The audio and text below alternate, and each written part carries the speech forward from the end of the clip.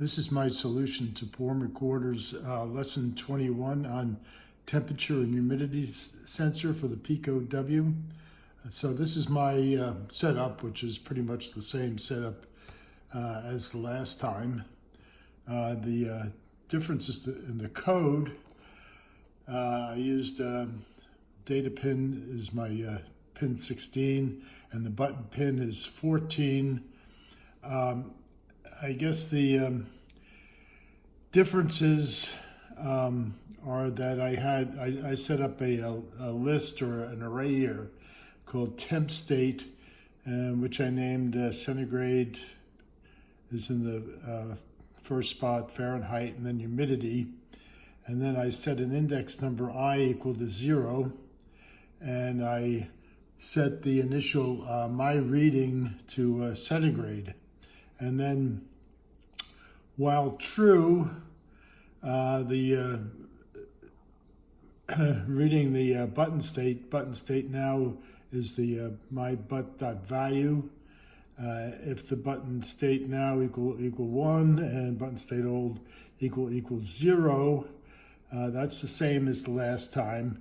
However, in my scenario, I said that my reading is equal to temp state I, and then I indexed I to I equals I plus 1, and I set but state old equal to but state now, which is the same as the other button state we were doing.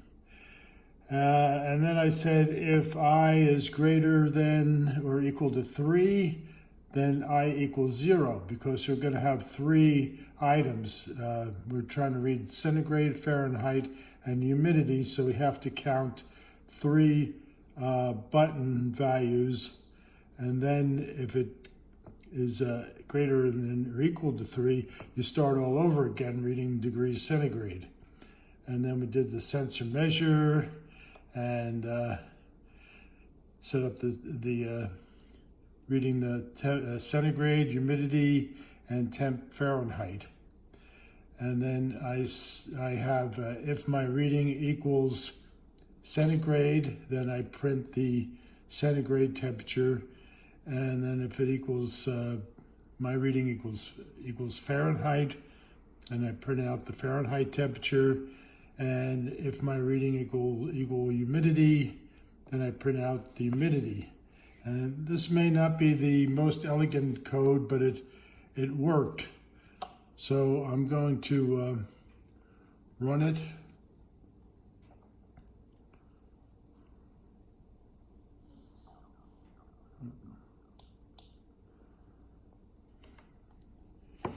And we'll look down at the bottom. So nothing is showing right now. I hit the button once, and it says temperature equals 23 degrees centigrade. I hit it a second time, and it equals 73.39999 degrees Fahrenheit. And I hit it a third time. Whoop.